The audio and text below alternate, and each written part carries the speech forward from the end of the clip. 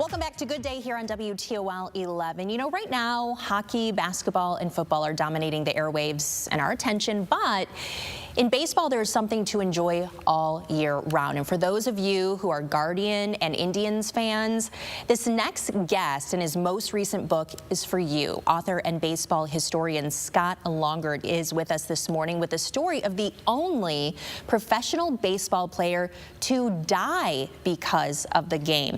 Scott, I'm from Cleveland. I've never heard of Ray Chapman, and what happened to Ray Chapman and what happened to him has never happened in the game of baseball.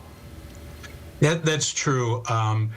It happened one time in 1920, and then it never happened again. Of course, the guys didn't have batting helmets. They were like the tough guy mentality that I can take it no matter what happens. And Ray, unfortunately, was hit by a pitch that hit him in the left temple. It fractured his skull, and he passed away about 8 hours later in a New York hospital, and it's never happened since. But people still remember today. Ray's buried in Lakeview Cemetery, and people regularly go there and put baseballs and gloves and things by his gravestone. So he's well remembered today. So tell us a little bit about who Ray was when this happened to him.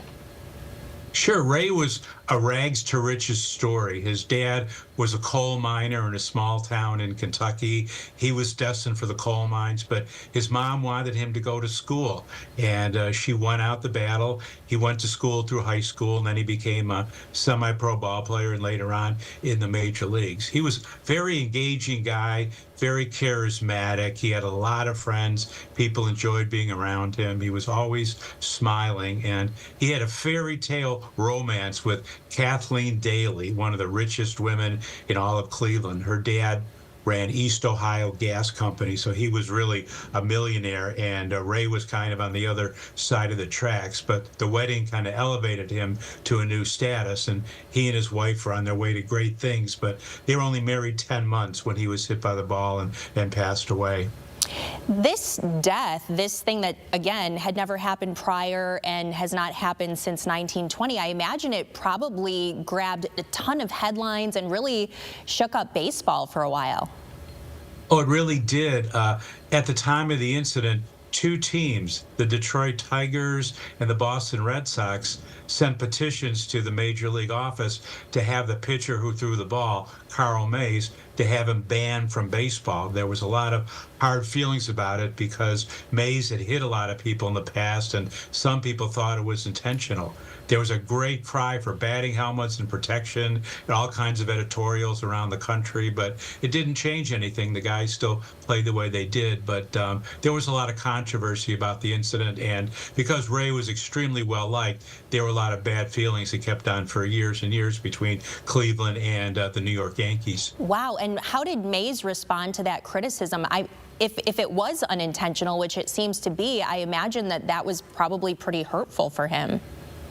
He claimed that he was completely innocent, that the ball was wet and dirty, and in those days they wouldn't change baseballs unless they were unplayable. He claimed the ball sailed a bit inside and Ray was leaning in. It was kind of like the worst possible situation, but a lot of people blame Mays for the rest of his career, and he probably isn't in the Hall of Fame because of the incident. He was a really good pitcher, but everybody remembers what happened, and still to this day some people thought he did it on purpose. He was trying to hurt Ray and get him out of the game.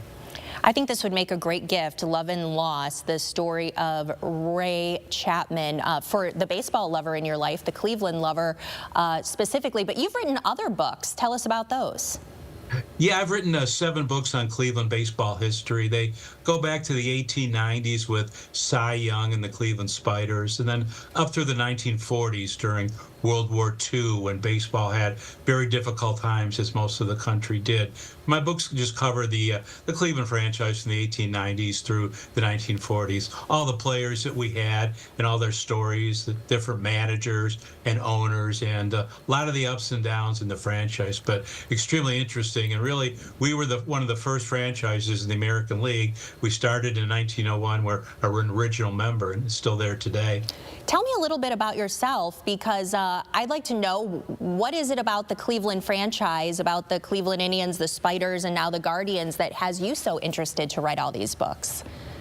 I've been a fan since I'm 5 years old. I've been watching the game since, about 60 years now, and I just love the game. And of course, I'm a Clevelander, so I write what I know, and I know Cleveland baseball. It's always been something very special to me, and I wanted to document all these different periods of Cleveland baseball. Hopefully that fans can read about it and learn more about the ball club and how it evolved and how it is today. That's kind of my goal. I just, love baseball and love being a Clevelander and a Guardians fan.